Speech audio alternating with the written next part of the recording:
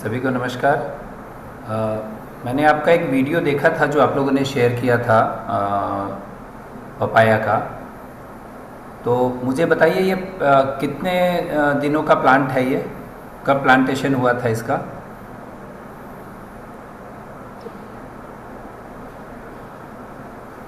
कौन? जी। हाँ सर, ये प्लांटेशन हुआ था अप्रैल मई महीना में। मई 2022 में हुआ था ये। 22 में था। तो मई जून, तो ये 5 महीने का प्लांट है। जी। प्लांट में आप लोगों ने न्यूट्रिशन वो मल्चिंग के ऊपर किया हुआ है और उसमें कुछ इंटरक्रॉपिंग है साइड में कुछ एरिया में, तो वो क्या है? इंटरक्रॉपिंग क्या है? इंटरक्रॉपिंग तो पालक है सर। पालक है क्या वो? ओके। पालक और अदरक है। पा, अदरक भी है। पालक और अदरक है, हाँ कुछ रोज़ में अदरक है, हाँ कुछ रो खाली है। हम्म। ओके। और इसके अंदर न्यूट्रिशन क्या दिया आपने, यानी फर्टिलाइज़र वगैरह क्या दिया है? इसमें एनपीके का 19 डाला गया था। एनपीके का 19 कितना दिया गया था, कुछ आइडिया? वो 2 लीटर 2 ग्राम पर लीटर। 2 ग्राम पर लीटर कितनी बार? करीब 3-4 बार हुआ है सर। 3-4 बार हुआ है। ओके। और कोई सॉलिड फर्टिलाइज़र कुछ भी नहीं गया है बेसल में या ऐसे? नहीं नहीं नहीं कंपोस्ट? नहीं नहीं, कंपोस्ट दिया गया था। बारहवीं कंपोस्ट दिया गया है। एक कितना? एक प्लांट हाँ। पर है। एक एक प्लांट पर है आपका। कंपोस्ट है आपका 5 किलो। हाँ, अ, वर्मी कंपोस्ट और बारहवीं कंपोस्ट मिला के 5 किलो। जी सर। Okay okay. ठीक है। और इसके अलावा ये जो एनपीके वाटर सोल्यूबल, ये ड्रिप के थ्रू दिया होगा आपने? नहीं नहीं नहीं नहीं, स्प्रे ड्रिप फोलियर से में दिया है, फोलियर स्प्रे? फुल। हाँ। फोलियर में दिया है, ओके। इसके अलावा कोई न्यूट्रिशन और कोई माइक्रो न्यूट्रिएंट वगैरह कुछ नहीं दिया है? माइक्रोन्यूट्रेंट दिया गया है। अच्छा। तो क्या दिया माइक्रो न्यूट्रिएंट में? चमक चमक करके मल्टीप्लेक्स का आता है ना सर। मल्टीप्लेक्स का, हाँ। वही। एक बार? 2 बार दिया गया है। 2 बार? जो फ्लावरिंग समय ओके। दिया गया। ये भी फोलियर से ही दिया है? हाँ हाँ। Okay okay. देखिए क्या है कि ये जो पपाया और केला, बनाना पपाया, ये दोनों क्या है, बहुत ही हाई फीडर क्रॉप है। ये हमको समझना पड़ेगा। एक तो हम क्या टिश्यू कल्चर लगा रहे हैं, तो टिश्यू कल्चर है ना ये, ताइवान 786 है क्या? जी जी जी। हाँ। तो ताइवान रेड लेडी, ताइवान 786, या फिर बनाना का जो हम G1 या GG1 जो हम लगाते हैं वैरायटी, ये दोनों वैरायटी पपाया और बनाना की ये बहुत ही हाई फीडर क्रॉप है। हाई फीडर यानी क्या? इनको आप जितना ज़्यादा फीडिंग करेंगे उतना ज़्यादा प्रोडक्टिविटी आएगा। अब ये 5 महीने के हिसाब से अगर हम प्लांट देखेंगे तो प्लांट की हाइट बहुत ज़्यादा है, और उसके मुकाबले उसका जो हेल्थ है, उसका जो ट्रंक है, वो बहुत ही कमज़ोर है। दूसरा, उसके अंदर में नंबर ऑफ लीव्स हैं वो भी कम है। तो ओवरऑल जो उसका हेल्थ है उस पर डिपेंड करता है कि फ्रूट्स कितने आएंगे और फ्रूट कैसे आएंगे। अगर यही इसमें अगर फीडिंग अगर ज़्यादा अच्छी तरह से होती है, जैसे इसको सिर्फ हमने 5 kg कंपोस्ट दिया स्टार्टिंग में, उसके बाद में NPK 19 का हमने स्प्रे किया है 2 या 3 बार या 4 बार, और माइक्रो न्यूट्रिएंट का 2 बार हमने स्प्रे किया फ्लोरिंग के लिए। जनरली जहाँ पर मल्चिंग नहीं रहता है वहाँ पर इसके वीकली या फोर्टनाइटली डोज रहते हैं NPK के। वो NPK उसमें चाहे वो DAP, यूरिया, पोटाश के रूप में हो सकता है या दूसरे फॉर्म में हो सकता है। तो पर प्लांट का जो एक्सपेंसेस, जो ऑलमोस्ट एक्सपेंसेस आता है पर प्लांट का, वो ऑलमोस्ट 100 रुपीज़ आता है पर प्लांट पर सीज़न। यानी अगर हम पपाया देखेंगे तो अगर 11-12 महीने की क्रॉप है तो इसमें 100 रुपीज़ पर प्लांट जितना एक्सपेंसेस आता है ड्यूरिंग द क्रॉप सीज़न।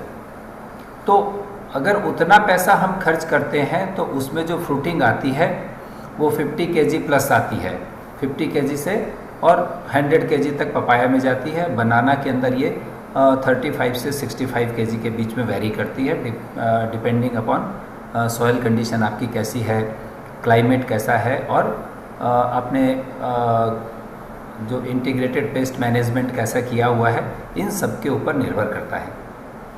अभी हम आते हैं, हमारा जो किट भेजा था आपको बायोवॉल सुरक्षा, तो उसके ऊपर में थोड़ी हम चर्चा करेंगे कि बायोवॉल सुरक्षा जो किट है वो क्या है, कैसे वर्क करती है और किस समय हमको उसको करना चाहिए। बायोवॉल सुरक्षा में टोटल 6 प्रोडक्ट आपने देखे हैं। उसके अंदर मित्र सेना मैक है, आरजाल है, सिलपॉट है, नीमोक्योर है, ग्रीनवेट और काइटोपॉट, ऐसे टोटल 6 प्रोडक्ट हैं। अब बायोवॉल सुरक्षा के 2 पार्ट हैं, एक है बिलो सोयल, एक है above the soil. Below soil यानी जो रूट जोन है, उस रूट जोन को प्रोटेक्ट करना, रूट जोन का डेवलपमेंट करना प्रॉपरली, रूट्स पर आने वाले जो डिफरेंट टाइप के विभिन्न प्रकार के जो रोग हैं, विल्टिंग है, फ्यूजेरियम है, रूट रॉटनिंग है, नीमेटोड है, इस तरह के जो भी प्रॉब्लम्स जो रूट बॉर्न है उनको रोकना, वहाँ पर माइक्रोब्स की संख्या बढ़ाना। उसके लिए हमने जो 2 प्रोडक्ट रखे हैं, मित्र सेना मैक जो किट के अंदर आपके पास 100 ग्राम है, और आरजाल गोल्ड जो 50 ग्राम है, वो दोनों प्रोडक्ट को एक साथ मिलाकर 50-60 लीटर पानी में उसको डाइल्यूट करके दोनों को उसको ड्रेंचिंग करना है थ्रू ड्रिप या मैनुअली, जैसा भी पॉसिबल है। 1/4 एकड़ में उसको हमको करना चाहिए, 10,000 स्क्वायर फीट या 11,000 स्क्वायर फीट के आसपास। अगर पपाया की बात करेंगे तो 1 एकड़ में जनरली 1,000 प्लांट लगाते हैं, तो ये 200-250 प्लांट के लिए ये 1 टाइम का एप्लीकेशन है। इसके एप्लीकेशन से रूट के अंदर में हमारे जो बेनिफिशियल माइक्रोब्स हैं, इसकी संख्या बहुत ज़्यादा बढ़ेगी। ये जितनी ज़्यादा बढ़ेगी तो उतना ज़्यादा एरिया ये कवर करेंगे, वहाँ पर सोयल को पोरस बनाएंगे। सोयल पोरस होने से ज़्यादा मॉइस्चर कलेक्ट करेगा पौधा, स्ट्रेस में कम आएगा। और आरजाल जो वैम है उसका टेक्निकल, वो रूट जोन को एक्सटेंड करेगा डीपर और वाइडर। तो ये दोनों प्रोडक्ट नीचे काम करेंगे। इससे क्या हो जाएगा, इसको हमने नाम दिया है मित्र सेना बायोवॉल सुरक्षा। तो ये जो बेनिफिशियल जो माइक्रोब्स हैं, उनका जितना ज़्यादा काउंट सोयल में होगा, उतना ज़्यादा वो मिनरल्स को एब्जॉर्ब करेंगे। मिनरल्स और जो नीचे न्यूट्रिशन पड़ा हुआ है उसका एब्जॉर्प्शन करेंगे और प्लांट को लेने में उसको सुविधा रहेगी। इसका एक और सीधा और असर पड़ता है कि जब रूट जोन बहुत अच्छा डेवलप होता है और घना रहता है तो प्लांट को स्ट्रेस कम आती है। हेवी रेनफॉल हो गया, वाटर लॉगिंग हो गई, थोड़ा पानी कम मिला, ड्रॉट हो गया, ये दोनों कंडीशन में भी प्लांट को स्ट्रेस कम आता है, जिससे प्लांट हेल्दी रहता है और प्लांट की इम्यूनिटी बहुत बढ़ती है इससे। तो ये हो गया नीचे बायोवॉल सुरक्षा यानी मित्र सेना बायोवॉल सुरक्षा। और दूसरा जो ऊपर से हमने किया है वो है सिलिका बायोवॉल सुरक्षा।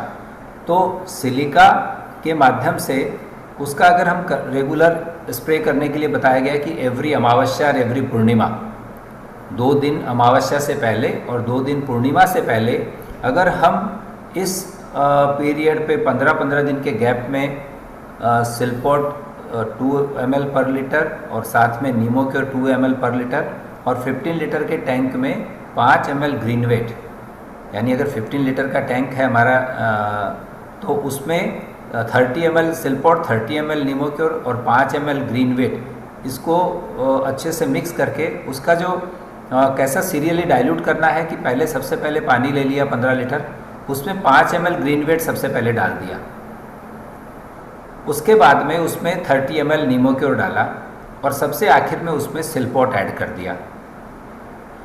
ये एक 1 by 1 अगर हम करेंगे तो ये बहुत अच्छा और डाइल्यूशन होगा इसका, और कोई भी ऊपर ऐसा प्रेसिपिटेशन या ऊपर कुछ भी ऐसा रहेगा नहीं। 100% वो एक वाइट सॉल्यूशन जैसा बन जाएगा और इसको आप फिर स्प्रे कर दीजिए।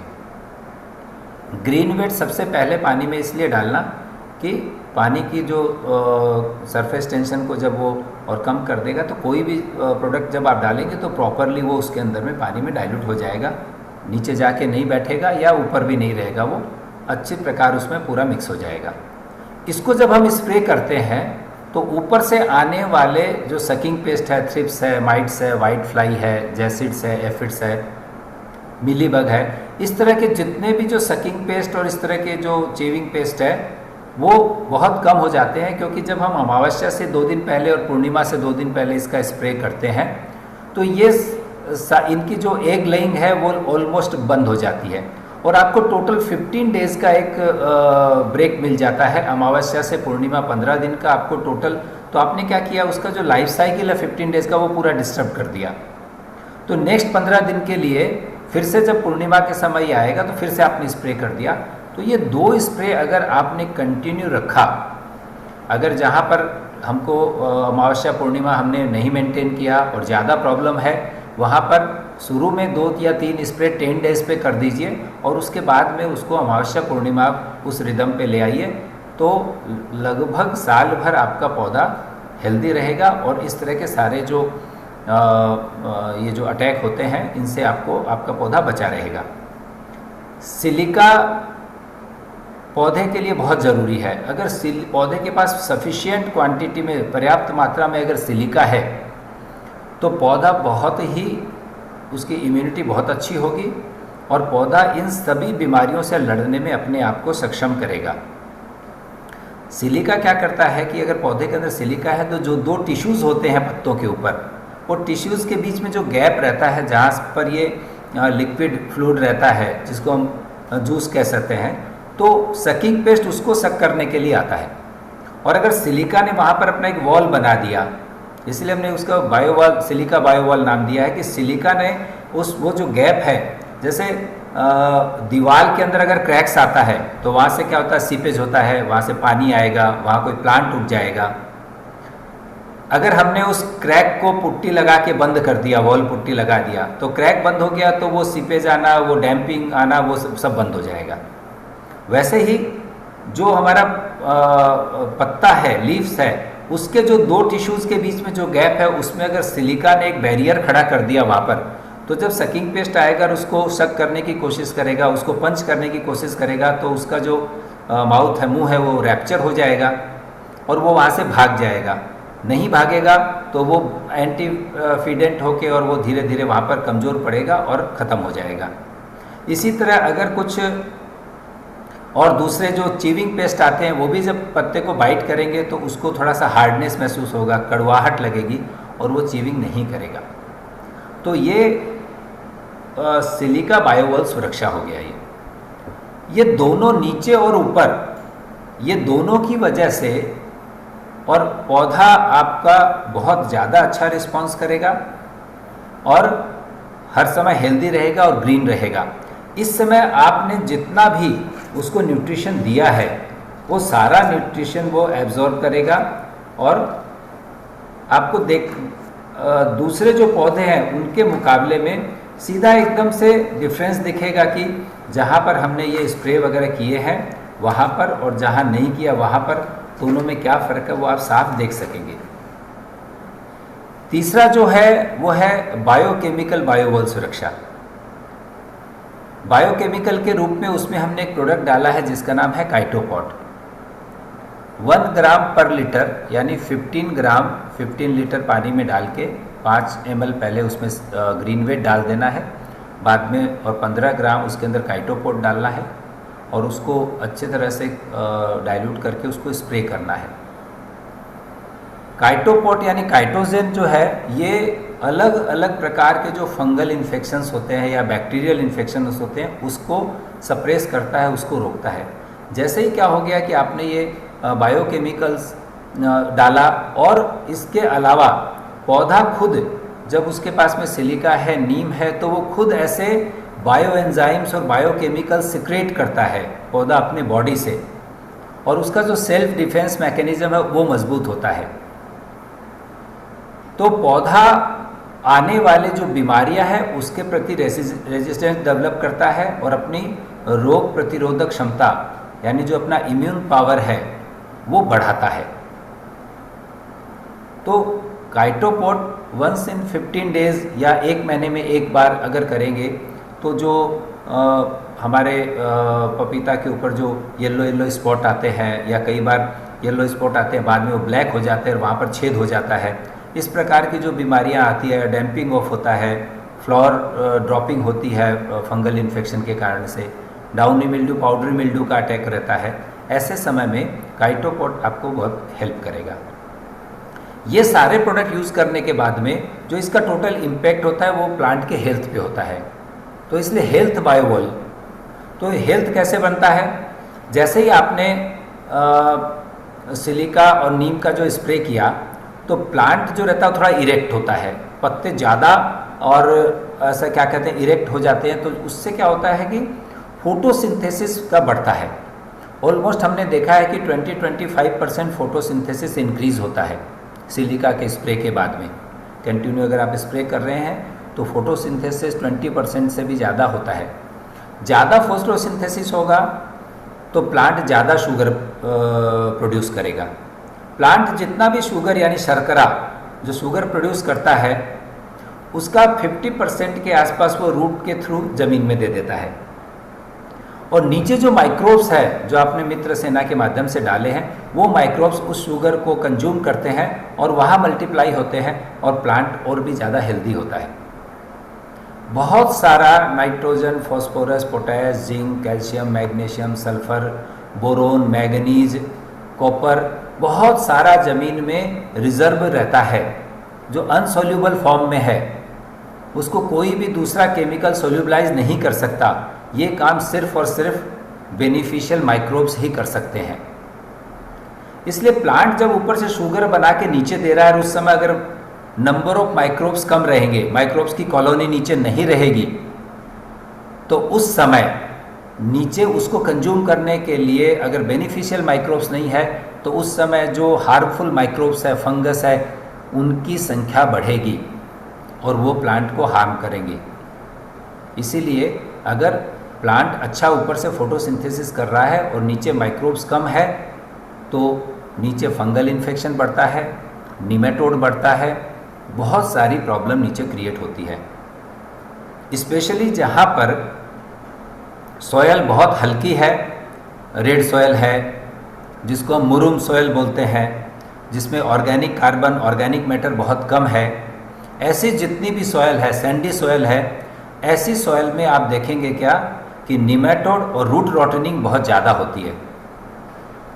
उसका कारण यह है कि प्लांट जो फोटोसिंथेसिस के माध्यम से शुगर प्रोड्यूस कर रहा है उसको कंज्यूम करने के लिए नीचे बेनिफिशियल माइक्रोब्स नहीं है। तो नहीं होने के कारण जब जहाँ खाना रहेगा तो कोई ना कोई तो खाने के लिए आएगा ही, तो ये जो हार्मफुल बैक्टीरिया जो फंगस है वो ज़्यादा ग्रो होते हैं। तो पौधा जब ऊपर ज़्यादा फोटोसिंथेसिस करता है तो ज़्यादा हेल्दी होता है और वो ज़्यादा फोटोसिंथेसिस करके शुगर नीचे ज़्यादा प्रोड्यूस करके भेजता है तो नीचे से न्यूट्रिशन की डिमांड भी ज़्यादा करता है वो, क्योंकि ऊपर ज़्यादा काम कर रहा है। तो ज़्यादा अगर डिमांड कर रहा है और उस समय सॉइल में अगर न्यूट्रिशन नहीं है तो प्लांट की जो ग्रोथ आनी चाहिए, जो हेल्थ होना उसका मेंटेन होना चाहिए, वो हेल्थ नहीं मेंटेन होगा। और अगर अच्छा हेल्थ नहीं बनेगा तो फ्लावरिंग कम आएगी, फ्लावरिंग कम आएगी तो फ्रूट सेटिंग कम होगी और टोटल यील्ड पे उसका फ़र्क पड़ेगा। इसलिए ये सारे प्रोसेस में सफिशिएंट क्वांटिटी में उसके पास फूड होना बहुत ज़रूरी है, चाहे फिर वो नाइट्रोजन हो, फॉस्फोरस हो, पोटैश हो प्राइमरी हो, चाहे कैल्शियम, मैग्नीशियम, सल्फर सेकेंडरी हो, या फिर zinc, boron, magnesium, manganese, ferrous, copper, molybdenum, ये माइक्रोन्यूट्रिएंट हो। तो 3 प्राइमरी, 3 सेकेंडरी और 7 माइक्रो, ये टोटल 13 प्रोडक्ट मिलकर जब नीचे अच्छी क्वांटिटी में रहेंगे तो प्लांट बहुत हेल्दी रहेगा। एक बात आपको ध्यान रखनी पड़ेगी कि प्लांट हो या ह्यूमन बीइंग हो, मनुष्य हो, आप हम हो, आप जितना ज़्यादा आप फिजिकल एक्सरसाइज या फिजिकल और क्या कहते हैं लेबर करेंगे, उतनी ज़्यादा आपको ज़्यादा भूख लगेगी आपकी, और जो बॉडी की जो डिमांड है खाने की वो ज़्यादा बढ़ेगी।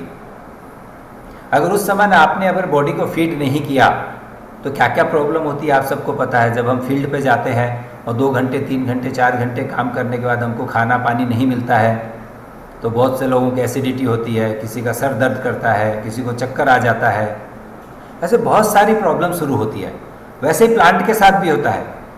अगर सफिशिएंट क्वांटिटी में उसके पास फूड नहीं रहेगा तो या तो प्लांट बहुत लंबा रह जाएगा या बहुत छोटा हो जाएगा, या फिर उसमें कुछ डिसऑर्डर्स आएंगे, फल टेढ़े हो जाएंगे, छोटे फल आने के बाद ड्रॉप हो जाएंगे। ये सारी समस्याएं और न्यूट्रिशन की कमी की वजह से होती है। हमने जो किट आपको दी है, जो प्रोडक्ट दिया है, ये प्रोटेक्शन के लिए है, और जो खाना आपने दिया है उसको प्रॉपर यूटिलाइजेशन करना, उसको ठीक से हजम करना, उसके लिए है। फूड बहुत ज़्यादा नहीं है इस किट में, इसलिए हमने बायोवाल सुरक्षा किट बोला है। ये भोजन किट नहीं है, इस बात का थोड़ा सा ध्यान रखेंगे। तो किट का टाइमली आप सदुपयोग कीजिए तो आपको इसके अच्छे बेनिफिट मिलेंगे। आपके कुछ सवाल होंगे इस बारे में तो आप पूछिए। हमने सबसे पहले किट मंगवाया था जुलाई के महीने में जी। और हमने उसे फार्मर फील्ड में यूज किया था। ओके। इनिशियली रिजल्ट हम लोग का बहुत अच्छा था। ठीक है। इस महीने के फर्स्ट सेकेंड वीक तक हमारा रिजल्ट बहुत अच्छा था, लेकिन जब वो किट का स्प्रेइंग खत्म हो गया हाँ, तो किट ही खत्म हो गया है, हाँ, हाँ, तो हाँ, हेल्थ हमारा डाउन होने लगा है उस प्रॉब्लम में। हाँ, हाँ। ये आपने पपाया पे यूज किया था किट? जी, हाँ, हमने पपाया के लिए ही मंगवाया था। हाँ, हाँ, हाँ, हाँ, ठीक है। हाँ, देखिए ये मैं किट, ये पूछना जो, चाहूँ जी जी बोलिए। हमें ये कंटिन्यूअसली यूज करना पड़ेगा बिल्कुल। या देख, ये वन टाइम? नहीं नहीं, ये किट जो बनाया इसलिए मैंने बोला कि ये 10,000 स्क्वायर फीट या 1/4 एकड़ के लिए ये 1 महीना या 1.5 महीने का किट रहता है। ये डिपेंड करता है क्रॉप कौन सा है। अगर हेवी क्रॉप है जिसमें वेजिटेशन बहुत ज़्यादा है तो 1 मंथ चलेगा, अगर कम वेजिटेशन है तो 1.5 महीने तक चलेगा। लेकिन इसको आपको कंटिन्यू रखना पड़ेगा क्योंकि प्लांट तो ऐसा नहीं है कि उसकी लाइफ ख़त्म होगी, प्लांट तो आगे चलने वाला है। और जितना प्लांट बड़ा होता जाएगा, पहले स्टार्टिंग में प्लांट रहता है, बाद में फ्लावरिंग होती है, फिर फ्रूटिंग आती है, और ये फ्लावरिंग फ्रूटिंग कंटिन्यू चलती है, तो उसको तो ज़्यादा प्रॉब्लम, वो ज़्यादा प्रॉब्लम्स को अट्रैक्ट करता है। तो ये फ्लावरिंग फ्रूटिंग के समय तो सबसे ज़्यादा रिस्क पे रहता है प्लांट। तो इसको कंटिन्यू 15 डेज इंटरवल में सिल्पॉट निमोक्योर कंटिन्यू यूज़ करते रहना पड़ेगा। अदरवाइज़ क्या होगा कि आपको बहुत सारे अलग अलग इंसेक्टिसाइड, फंजीसाइड, पेस्टिसाइड ये यूज़ करने पड़ेंगे। तो आपने जो बताया कि जुलाई में जो किट जब आपने मंगाया और उसको जुलाई में अगस्त में यूज़ किया 1.5 महीना 2 महीना, तो उस ड्यूरेशन में आपने कोई भी केमिकल स्प्रे किया क्या वहाँ पर? नहीं सर, वो फील्ड हमारा ऑर्गेनिक था, हमने जी, केमिकल ठीक, यूज नहीं किया। नहीं किया। और कोई अटैक भी वहाँ पर वैसा नहीं आया?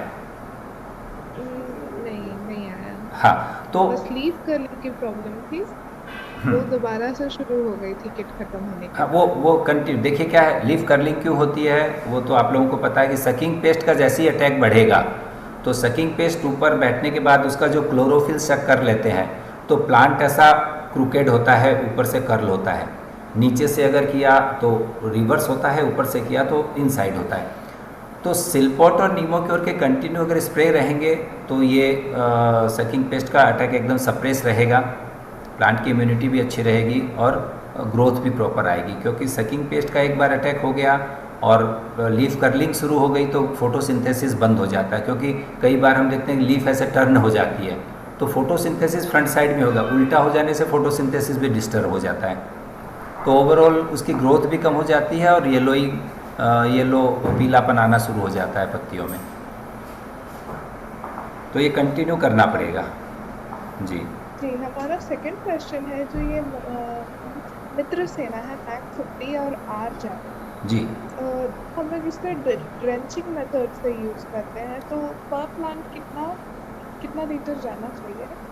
ये एक्चुअल में 1 एकड़ के लिए जो एक्चुअल डोज हमारा है 500 ग्राम मित्रसेना मैक और 250 ग्राम आरजाल, इसका ये डोज है पर एकड़ का। तो अगर आपने 1 एकड़ में अगर मान लीजिए कि आपके पपाया 1000 प्लांट है तो मित्रसेना मैक 0.5 ग्राम पर प्लांट हो गया और 0.25 ग्राम आपका आरजाल हो गया पर प्लांट। और इसको आपको 90 डेज के बाद में इसको फिर से रिपीट करना चाहिए, क्योंकि क्या होता हाँ, क्योंकि क्या होता है कि आप 90 डेज में लगातार उसको फीडिंग कर रहे हैं। आप जैसे 19 का ऊपर स्प्रे किया, इसका स्प्रे किया, लेकिन केवल ऊपर स्प्रे करने से नहीं होगा। ऑर्गेनिक आप करें, आप फर्टिलाइज़र जो यूज़ करते हैं सोयल में, उसकी टॉक्सिसिटी फ्रूट में बहुत रेयरली आती है। तो हम यहाँ पर जो लोग ऑर्गेनिकली करते हैं तो उनको कैसा सजेस्ट करते हैं कि जिस समय आप कंपोस्ट यूज़ करते हैं सोयल एप्लीकेशन में, जैसे आपने 5 kg कंपोस्ट यूज़ किया, तो उस समय अगर आप SSP करते हैं, सिंगल सुपर फॉस्फेट को अगर यूज़ करते हैं, आइदर आपने 1 महीना पहले कंपोस्ट के साथ उसको मिक्स करके उसको हीप लगा के थोड़ा उसको वाटरिंग करके अगर छोड़ दिया 1 मंथ तक, तो वो बहुत अच्छा डिकम्पोज हो जाता है और उसकी पूरी टॉक्सिसिटी भी कम हो जाती है और अवेलेबिलिटी बढ़ जाती है। और SSP ईजिली अवेलेबल है, सबसे सस्ता प्रोडक्ट भी है और कोई भी ज़्यादा उसकी वजह से हीट वगैरह जनरेट नहीं होता है क्योंकि उसमें नाइट्रोजन नहीं है। और SSP में फॉस्फोरस, कैल्शियम और सल्फर, ये 3 कंपोनेंट मिलते हैं। तो एक बैग अगर DAP कोई डालता है तो 1300-1400 रुपये की, तो वहाँ पर उसको करीब 4 बैग या 3.5 बैग SSP आती है।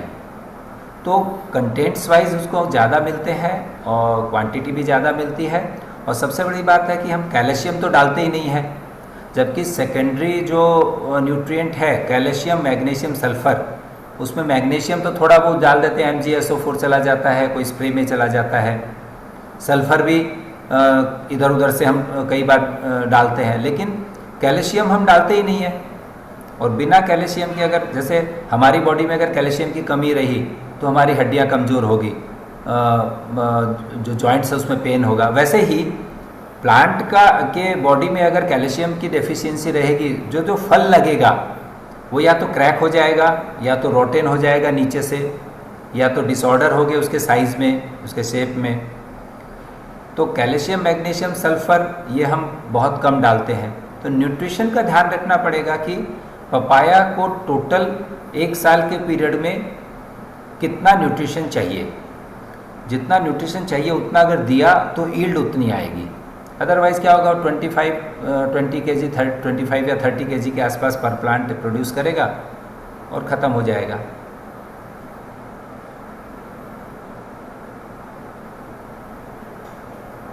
जी, तो ड्रेंचिंग मेथड से ज़्यादा अच्छा कंपोस्ट? जी, कंपोस्ट करके सॉलिड फूड तो चाहिए ना उसको, क्योंकि हम जो 19 भी देते हैं 2 ग्राम पर लीटर में, तो 1 एकड़ में हम स्प्रे में कितना 100 लीटर पानी लिया, तो 2 ग्राम यानी 200 ग्राम नाइट्रोजन, 200 ग्राम फॉस्फोरस, 200 ग्राम पोटैश। तो 200 ग्राम के अंदर में NPK तीनों है 19-19-19। तो 200 ग्राम यानी 38 ग्राम नाइट्रोजन, 38 ग्राम फॉस्फोरस और 38 ग्राम पोटैश मिला है, जिसके हमने मान लो कि 3 या 4 स्प्रे किए हैं। तो टोटल 1 एकड़ में 100 ग्राम नाइट्रोजन, 100 ग्राम फॉस्फोरस और 100 ग्राम पोटैश भी नहीं गया है। और 1000 प्लांट अगर है, इसका कैलकुलेशन देखिए कैसे करना कि 1000 प्लांट है, एक प्लांट ने अगर मान लो कि 30 kg फ्रूट दिया, तो 1000 प्लांट ने 30,000 kg दिया। 30,000 kg में टोटल उसके अंदर फ्रूट में नाइट्रोजन, इसका पूरा डेटा अवेलेबल है कि total nitrogen, phosphorus, potash fruit में कितना आ गया। अब जो फ्रूट में आ गया वो तो टोटल आपने सॉइल से विड्रॉ कर लिया। अब जो स्टेम और लीफ के अंदर में है उसको अगर आपने सॉइल में उसका रीयूज़ कर लिया, उसको मल्च कर दिया या उसको ज़मीन में आपने कंपोस्ट करके डाल दिया, तो वो फिर से आपने दे दिया। लेकिन जो आपने विड्रॉ कर लिया वो तो आपको उतना तो डालना पड़ेगा। तो 30 मेट्रिक टन में अगर मान लीजिए कि एक 0.01% भी अगर नाइट्रोजन जाता है, तो कितना नाइट्रोजन गया 30,000 kg में? फॉस्फोरस कितना विड्रॉ किया हमने, पोटैश कितना विड्रॉ किया हमने, कैल्शियम कितना विड्रॉ किया। तो ये जो विड्रॉवल्स हम कर रहे हैं सॉइल से, उसको तो वापस रिफिल करना पड़ेगा आपको। जी, ऑर्गेनिक में जो यील्ड हमारी कम आती है उसका सबसे बड़ा कारण वही है कि जितना हमको विड्रॉवल्स है उतना हम इनपुट नहीं डाल रहे हैं। और एक समय के बाद में कंपोस्ट पे अगर आपको पूरा शिफ्ट होना है तो पर प्लांट कम से कम 40 kg compost during the season चाहिए। फर्स्ट डोज 10 kg का, उसके बाद में मंथली 5 kg के आप डोजेस दीजिए 6 बार 7 बार, तो 10 kg प्लस 30 kg 35 kg, ऐसा 40-45 kg पर प्लांट अगर आपने दिया तो फिर ये जो आप NPK, जिंक वगैरह और ऊपर जो माइक्रोन्यूट्रिएंट के स्प्रे कर रहे हैं ये सफिशिएंट होंगे। क्योंकि 40 kg पर प्लांट आपने दे दिया तो 40 kg में अगर 1% नाइट्रोजन है तो करीब 400 ग्राम नाइट्रोजन मिल गया उसको। 1% अगर फॉस्फोरस है तो 400 ग्राम फॉस्फोरस मिल गया। 1.5% पोटैश है तो करीब 500-600 ग्राम पोटैश मिल गया एक प्लांट को, जो उसकी रिक्वायरमेंट है। तो फिर आप देखेंगे कि आपको 40 kg 50 kg या उससे भी अच्छा ज़्यादा क्वांटिटी में फ्रूट्स मिल जाएंगे। तो उसकी जो क्या कहते हैं, उसका जो खुराक है उसको तो पूरा करना पड़ेगा ना।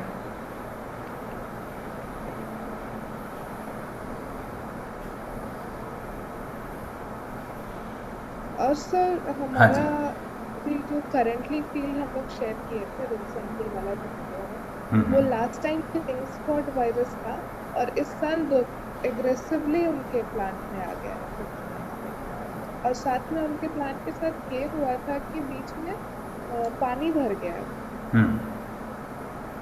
तो इस चलते भी उनका जो प्लांट है उसका हेल्थ अभी काफ़ी डाउन हो गया। तो फिर सर जो ये हम लोग मित्र सेना दे रहे हैं वो 90 डेज कैप के बदले हम लोग थोड़ा अर्ली दे सकते हैं, ज़्यादा दे सकते हैं आप अर्ली, तो चाहे जितना दे सकते हैं। हमने 90 डेज इसलिए बोला है कि भाई बहुत फार्मर अफोर्ड नहीं कर सकते तो मिनिमम 90 डेज गैप रखना चाहिए। आप उसको 60 डेज़ पे दे सकते हैं, 30 डेज़ पे दे सकते हैं, कोई प्रॉब्लम नहीं है। उसके कोई भी साइड इफ़ेक्ट या कोई भी ऐसा वो नहीं है, दे सकते हैं।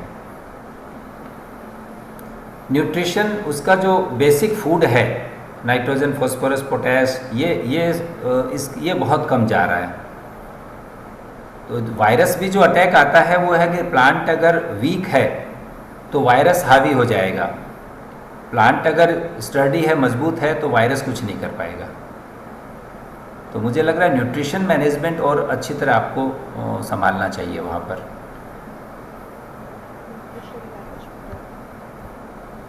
जी हमने पीओपी एक शेयर किया था हम लोग का, जी उसमें जो इंटरवल्स है और जो न्यूट्रिशन सारा दिया हुआ है। ओके, आप वो शीट मेरे साथ अगर शेयर करेंगे तो मैं थोड़ा उसको देख सकता हूँ। आशा करता हूँ कि हमारा ये वीडियो आपको पसंद आया होगा।